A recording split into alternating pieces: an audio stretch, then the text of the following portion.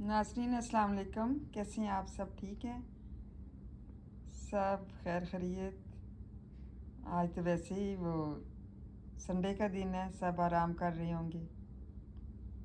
Urdu vocabulary के बारे में बताना चाह रही हूँ। वर्ड्स हैं और इंग्लिश के साथ। ये है एग्रीड, किसी चीज़ पे मुत्तफिक होना, इत्तफाक करना। अहेड, आगे।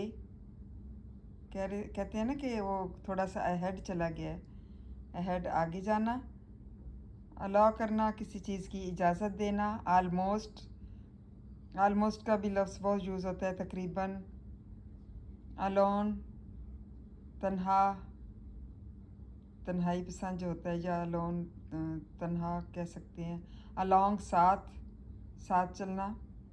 ऑलरेडी, पहले से ही, मतलब कहते हैं ना ऑलरेडी इट्स डन, ये पहले से काम हो गया था। अफ्रेड, खौफजदा होना। एडिशन, इजाफा होना।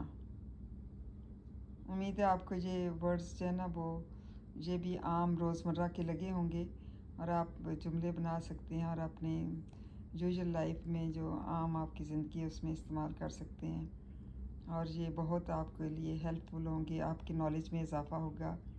Thank you so much. दुआ में याद रखें। Thank you. जज़ाकल्लाह खैर।